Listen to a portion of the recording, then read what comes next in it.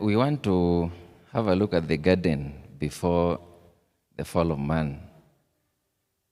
We are told in the book of Genesis that the Lord God planted a garden eastward in Eden and put Adam into the Garden of Eden to dress it and keep it.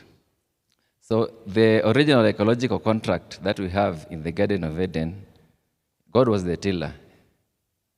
God broke ground, planted, and caused the plant to grow. The role of the man was just to serve, which in Hebrew they call abad, and to guard. So that was the role of the man at the Garden of Eden. The ecological contract, there was no tilling, there was no pest. God had already prepared the soil. The seed systems were already established by God. So there was no need even to plant. There was no pest, perfect ecological balance, no carbon emission, closed self-sustaining biosphere. So in climate science, they call it as a steady state biosphere. There was no irrigation. Mist from the ground used to water the ground. So there was no rain. There was no entropy. That means there was no room for error in the Garden of Eden. Eden was not merely a paradise. It was the first and the only perfect sustainable agricultural system in human history.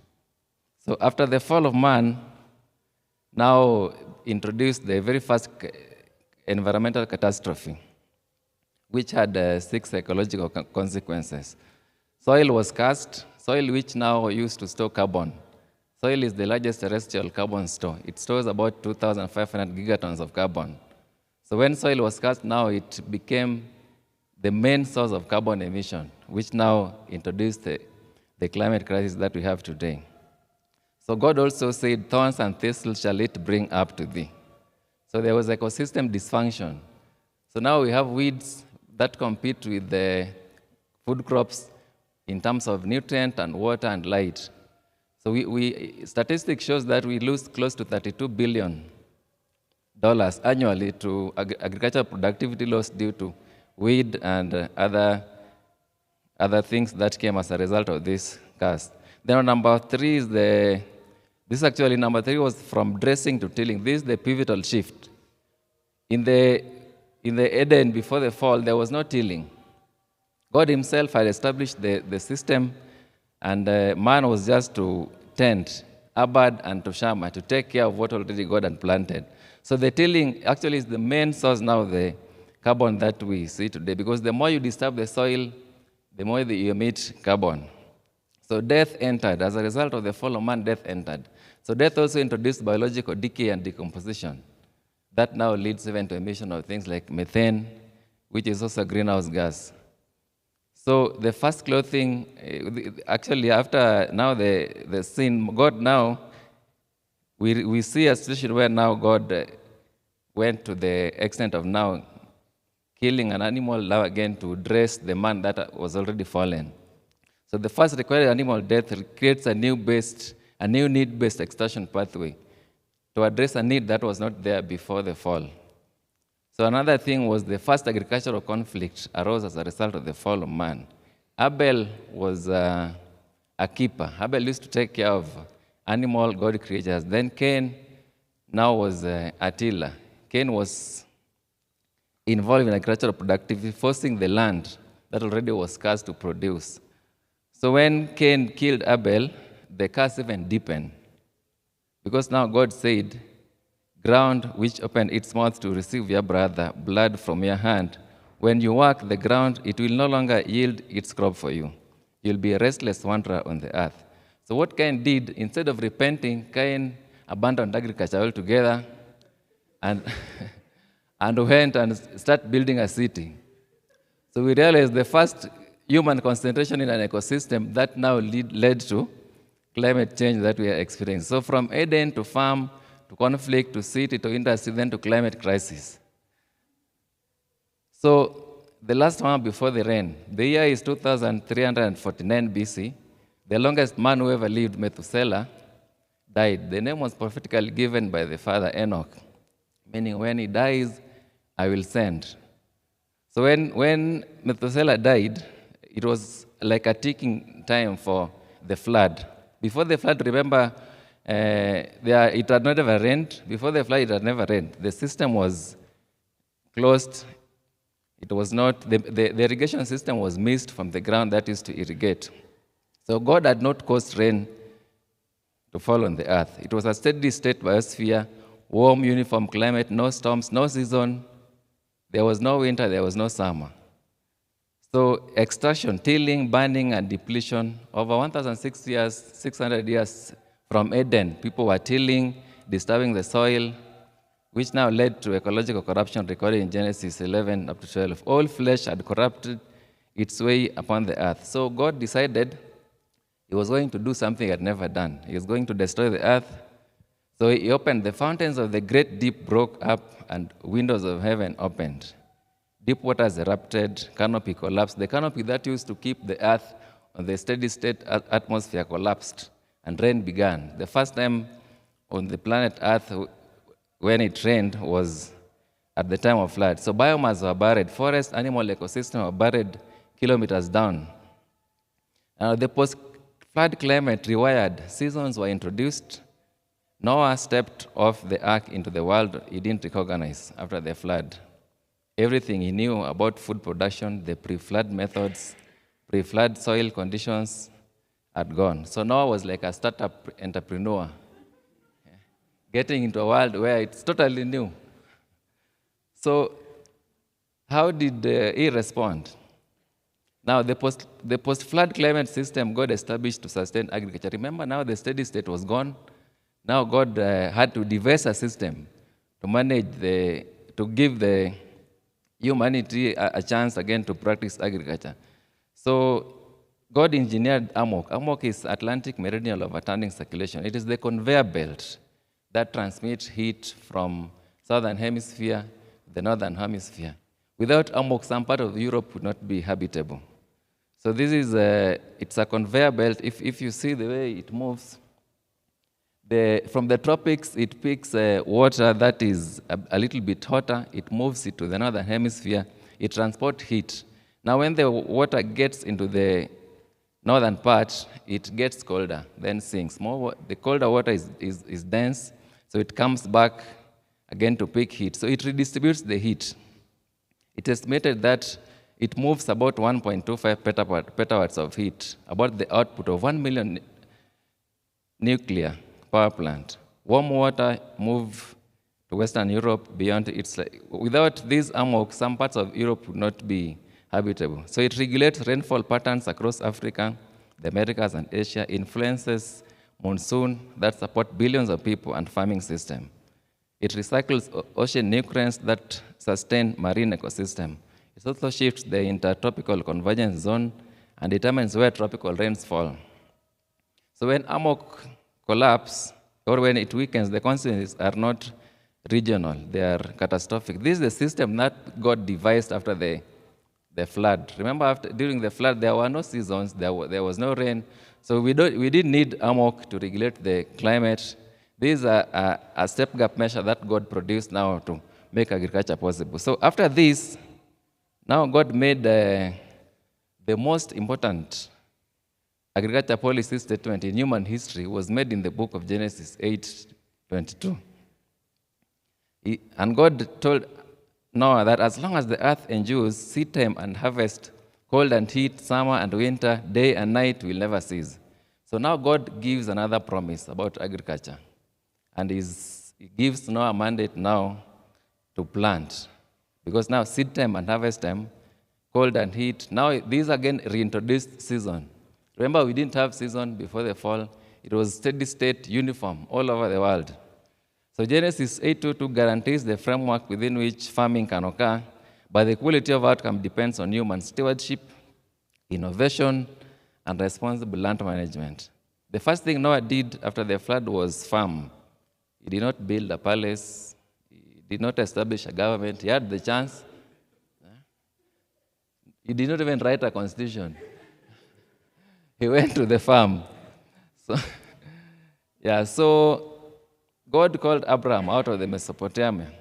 The descendants of Noah are the ones who settled in Mesopotamia, around Turkey, around the present Iraq now.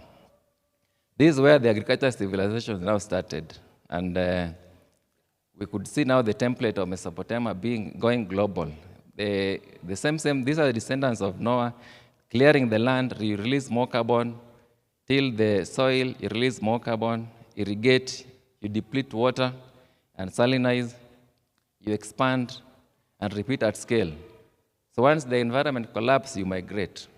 So this cumulatively has led to release of 133 gigatons of carbon, soil carbon lost to agriculture. 50% of original forest cover lost. 75 billion tons of topsoil lost to erosion. 33% of global arable land degraded. 38% of Earth's ice-free land is used for agriculture. So 30% of global greenhouse gas emission is from agriculture. So you can see the impact of the template we borrowed from Mesopotamia. Now, right now, the modern industrial agriculture with its genetically engineered monocultures, chemical-dependent soils, and climate destabilizing emissions is the spiritual descendants of Babylonian hanging gardens, an attempt to engineer abundance without submitting to divine agricultural principle. Right now, it is recorded that amok, the conveyor belt, is weakening. When you see people here talking about climate change, erratic weather patterns, it is because of the amok that is weakening. It is weaker by 15%. So Advent is young professional. The call is to combine science, technology, business discipline, faith to build resilient food system. Now we want to look at from Mesopotamia to the current day, where are we in terms of agriculture? The food system is a $1 trillion market with measurable gaps in hunger, waste, import, productivity, youth participation. The current global food economy by 2024 was about 8.7 trillion, and is projected to hit $12.5 trillion. That is by 2030. So the irony, the paradox here is that we have 733 million people chronically undernourished. At the same time, we have 1.5 billion tons of food loss and waste annually. If you narrow down to Africa, the continent with massive production potential still imports food. The average age of a farmer in Africa is 60 years. That means people get into farming after retiring.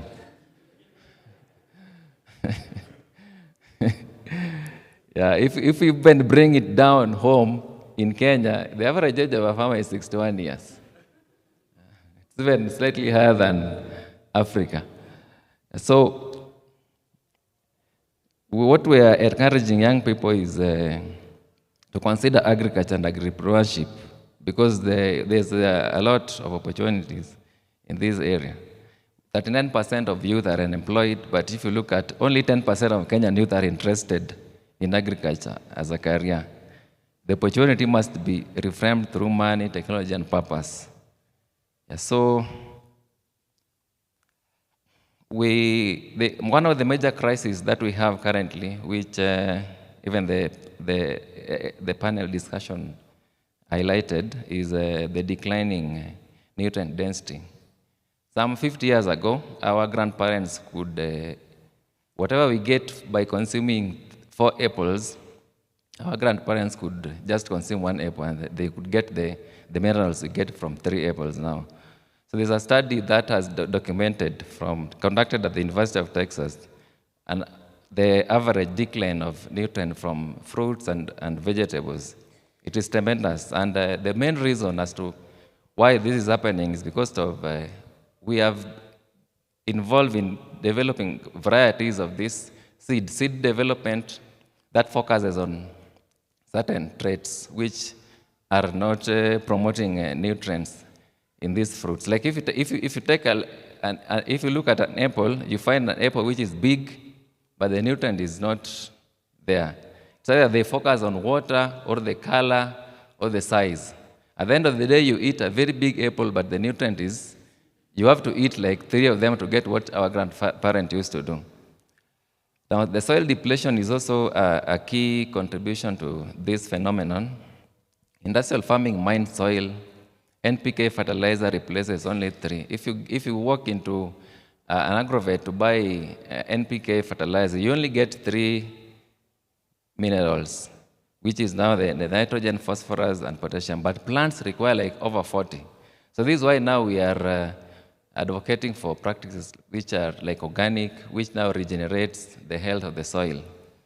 Now the harvest, sometimes we pick earlier. The kind of storage facilities we use even also deplete or drains the nutrients out of the vegetables and the fruits. So we are advocating for sustainable farming. Yeah. If you look at that image, that is soil. On the other side, there's a living soil.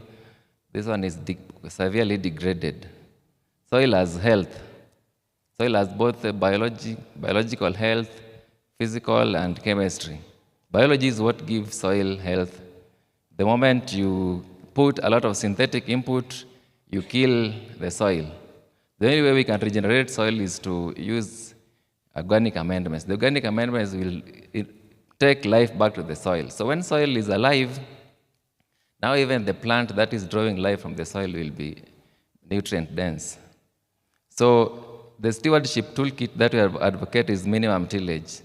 Remember from Eden there was no tilling, but right now the more you till, the more you disturb the soil, the more you release carbon, and the less stable the soil gets. So we currently advocate for minimum tillage. You only till where you're planting the seed. Then crop rotation and intercropping. When you rotate crop, you even confuse the pests. But if you just want to if you want to plant one crop year in, year out, that is now how the pest now learn the pattern, and it becomes very difficult even to deal with the pest. You use cover crops, you adopt integrated pest management. If you go to ISIPE, there are biological methods of managing pests. Before you get into synthetic pesticides, you need to try biological. In fact, ISIPE has a very robust biological pest management practice where they can even train you how to handle biological pest control methods. Now, conserve water through mulching, soil testing. Don't just apply fertilizer because you have it. Test the soil, get the nutritional deficiency in the soil, then now apply fertilizer. One of the challenges we have actually in the agriculture sector right now, which to some extent we blame the fertilizer subsidy program by the government, is we just give DAP, the NPK-based fertilizers. So the farmer, once he walks into an agrovet, picks DAP, applies in the soil. So you kill the soil further. We advocate that you do soil testing, establish what is deficient in the soil, then based on that, now you can do organic amendments. Then now you do targeted nutrient and do water cover. So based on that, you will get an outcome. Higher soil organic matter, stronger roots, efficient fertilizer use, then climate resilient yields. So some of the business pathways that you can consider is organic vegetable hubs, seedling nurseries and climate smart seedlings, composting, biofertilizer, black soldier fly. Black soldier fly is an insect which is very rich in protein. The production of black soldier fly is done at ISIPE. They train very young people, like the young professionals, on how to produce this. So once you produce this, the black soldier fly larvae can be used as a source of protein. The waste can be used as a fertilizer. If you have a fish pond, it's a great source of protein for poultry, even for fish. And then, if you are in tech, you don't have to go to the farm with a djembe. If you are in tech, you can do an advisory and extension service to farmers. You can do digital produce marketing, farm data services. If you are in creative space, you can do content that are relevant to regenerative farming. Yeah, so you might be wondering why I'm talking to you about this, and you live in the city and you might go home after retiring in 60. Once you hit 60, there's something we're calling urban farming, which is taking shape. Actually, the city is the new garden. New York is estimated to be 20 square kilometers, which is about 2,000 hectares. So 2,000 hectares, if you were to produce crop from 2,000 hectares, there's a lot. Nairobi, it is estimated, though there's no definitive study that has shown exactly the exact acreage of the roofs that we can use, but it's estimated to be around 250 hectares. Those are hectares on our roofs. So these are now the new spaces that we are urging young people to consider venturing. Urban farming is no longer a hobby, it is a response to rising city population, expensive food, long supply chains. On average, the food we eat here in Nairobi is said to have traveled 300 kilometers to get here. So if you can try and venture into urban farming, it will even reduce the cost of being incurred in the supply chain. So for Adventist young professionals, balconies, rooftops, church compounds, and small urban spaces can become productive technology-enabled food systems. Yeah, the urban and peri-urban agriculture is already happening in Nairobi, but remains under-supported by policy, extension, finance, and markets. The young professional can fill this gap through technology, enterprise, and institutional demonstration farms. Some of the technologies that turn space into enterprises are like vertical onion. This is now vertical farming. You can do herbs, you can do onion, all the vegetables, aquaponics. Yeah, you do from the waste you get from the fish. It's fed on by the vegetables.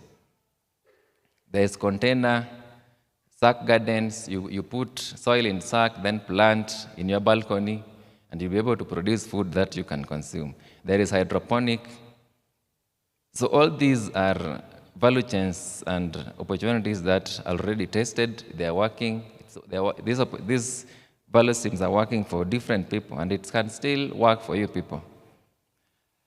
Now, the green economy is a new space that we can discuss. It's an area that is growing. Green bonds is growing. It's about 57 billion. It is growing. There's climate finance. There is voluntary carbon markets, environmental social governance. So a fast-growing economic system with low carbon, resource efficient, and socially inclusive system, which is about 10 to 12 trillion US dollars by 2030. So these are spaces where we can engage in. The market rewards stewardship, carbon waste reduction, soil health, clean energy, and climate smart food. The fastest growth is in knowledge-heavy areas like measurement, recording, and verification. Agtech, carbon projects, and green finance. This is not charity. It's high-growth enterprise space that we can consider as young professionals. Now, if you come down to Africa and Kenya, the green economy advantage is growing. The carbon market alone is growing very much, and it's actually estimated to reach $6 billion by 2030. Circular economy, sustainable agriculture. Kenya's agricultural architect, climate change. Kenya actually is one of the pioneers of Article 6 of the Paris Agreement. These are some of the opportunities that we can leverage as young people to ensure that we tap into the new green economy. Like now the carbon credits, the new cash crop. Earning from the air your trees breathe. When you plant tree, and from those trees you can get money in forms of carbon credits. Carbon credits, these are just tradable certificates or permits that you represent avoidance of 1 ton of carbon from the atmosphere. So, for example, if there is an organization in Europe which is emitting, let's say, 10,000 tons of carbon, and there's a farmer here who is involved in an activity that can sequester 10,000 carbon, then now you can trade that. And it is these are opportunities that are real. Kenya is an Article 6 pioneer, one of the first countries globally to operationalize bilateral carbon trade under Paris Agreement with domestic legislation. So right now we have an agreement with Japan, Sweden. So you can directly link with a company in Japan where the farmers now can engage in biochar production. Biochar is a material that you can get from burning. You burn biomass waste under a controlled environment, then you get that char. The char now is what can sequester carbon. And it can put carbon in the soil for 100 years. So once you can plant trees and prove, the idea is a measurement. If you can measure, record, and verify, then you will qualify for these opportunities. So some of the local green economy cases, you've heard about Trigger Food. This company was able to solve supply chain inefficiency with digital logistics. We've heard of Safi Organic. Safi Organic is in where they are using rice husk waste to produce biochar. Then this biochar they're using it for soil amendment. You've heard of Dijenge makers, which uses waste. They transform waste into stronger marketable products. In the sugar industry where I work, we are already capacity building farmers to produce biochar from sugarcane waste. If you walk into any sugar mill factory, you will see a huge mountain. It's called bagasse. Bagasse is the fibrous waste that comes as a result of processing of sugar. So that waste can be turned into biochar. When you burn it under pyrolysis, you get biochar, this black substance. So this black substance, now we are using it as an organic amendment. We have waste to the tune of 2 million metric tons of bagasse available in the sugar industry. So these are the opportunities that we are training young people to be able to produce this biochar by themselves. You can supply it to farmers. Then in the process, if you can demonstrate that it's carbon neutral, or you are saving some carbon from going to the atmosphere, you can now sell it to a company in Sweden or in somewhere in Japan, where we have agreement already with the governments. So this is a greenhouse where we've done some trials of biochar and how it improves performance of crop, and it's very tremendous. It's very encouraging. So where can we enter as young professionals? There are several value chains that young professionals can enter through, even mushroom farming. Mushroom you can plant even in your balcony. You don't need a big space. You just need a substrate where you can put the seeds. Then you'll be able to produce, and it's very expensive. If you walk into a supermarket to buy mushroom, you'll pay a lot of money, and it is something you can produce just in your balcony. You can do biochar production, which I've just shown you.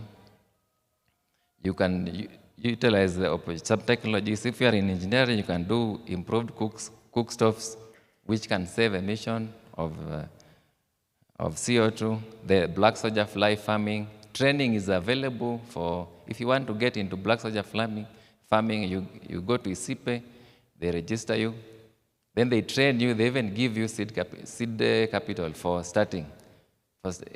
Then you can rear this, and you can be supplying to those who have poultry farming. You can be supplying to those who have those who are doing fish farming. We have a lot of cages in Lake Victoria, and they are sourcing for fish food all over. So if you are doing black soldier flying, these are opportunities that you can try. So I've highlighted the amount of waste that we have in the sugar industry, and how this opportunity can be utilized.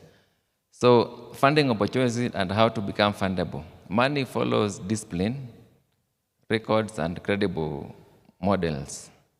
You start small, keep record, build partnerships, and blend grants, donations, and enterprise income. The safest way to get source to start all this is personal saving. You can also get into a circle. At the Sugar Board, we have a fund that is for young people. If you want to get into cane farming, you can approach the board. They will evaluate. Actually, sugarcane farming is one of the safest agriculture value chain that you can imagine. Once you plant the cane, the risks are very minimal as compared to these other value chains. And it is funded. The fund is there. We collect levy. 4% of all the sugar sold in the country are the one that we import. we collect that money, and 40% of that money is used to fund production. It is available for those who are willing to get into cane farming. We also have an annual innovation symposium for young people like you who can come up with ideas that can increase the efficiency within the value chain. So these are opportunities that actually year in, year out, we hold these innovation symposium, but we don't see people from the Adventist faith. Most of the people who come for those symposium are people from other areas. So we highly encourage you people to consider such. Yeah. So the government also has a youth fund, development partners. Once you do a bankable business plan, you definitely will get funding. So clear business model, reliable records, market evidence, good character and integrity, small proof of concept, understanding of cost and margins, partnerships, compliance with food safety and legal requirements. These are the things that will make your ideas fundable. So some of the opportunities we have are beekeeping, chili, pepper, avocado. Avocado has a lot of market, even in China. Mushroom production, black soldier fly, which we had highlighted early. So about innovation, I just want to highlight that Adventist young professionals should see agriculture as a field for disruption. We had an economist in the 20th century by the name Joseph Schumpeter, who is remembered for what he called the creative disruption. He defined an entrepreneur as not merely a business owner, but the entrepreneur implements new combination that makes old system obsolete and creates new economic value. So Schumpeter's 5 new combinations translates for the Adventist young professional: plant-based milk, drone, hydroponic, AI diagnostics. If you're in software engineering, you can come up with a software that can help farmers diagnose different diseases, avocado to China. So even the Bible also speaks about coming up with new things. If you look at, Jesus gave the deepest image of creative destruction. The seed must surrender its old form to become a harvest. A skill, idea, salary, network, or resource, that is seed. When you plant it, you invest, you commit resources and act. So what must die is the old form, the fear that you have, the comfort that you have is now what must die. Then now, this will create value and jobs and food security. So unless a grain of wheat falls into the ground and dies, it remains only a single seed. But if it dies, it produces many seeds. So let us look at maybe an innovation audit for AYP. If you want to get started, you can look at what can I create or improve. Look at what is happening currently, then ask yourself, what can I create or improve? What technology can make it faster, cleaner, or cheaper? Who is not buying now but could? What waste stream can become an input? What cooperative, platform, or church network can I sell it to? So accountants, doctors, engineers, market, and IT experts can bring new combinations into agriculture. Agriculture is not the way we used to do it, going to the farm with the jumper. You can get at any level, any component of the value chain by bringing your expertise. The parable of the talents condemns fear-based preservation. God rewards faithful multiplication. Digital markets, climate-smart systems, value addition, and transparent cooperatives can replace weak structures. Now, some times back, about 1898, we have been blessed with, as Adventists, we've been blessed with health council reform that science is only catching up with now. There is an organization that was developed in 1898 by a group of Adventists called Sanitarium, founded in 1898 in Melbourne by Seventh-day Adventists, sanitarium began with a simple health food inspired by the Adventist health reform message and Battle Greek sanitarium model. So it has, the question now is not whether the Adventist health message has commercial value, because sanitarium answered that in 1898. The question is, why hasn't Africa built its own sanitarium? Why can't we identify? Because even as Dr. Sylvia mentioned, our health reform message, which was there in 1860, is the best diet for a human being. And now, why can't you make use of that opportunity? Because already, if the concept is working for sanitarium, that means it can work for us as well. So finally, Christ is the gardener. It started in the garden, it will end in the garden. Christ is the gardener. The one who planted the first garden is the one who rose in the garden. The gardener has returned to his garden. What was lost in Eden is being reclaimed in Christ. He will not leave until every cast inch of ground is redeemed. Thank you.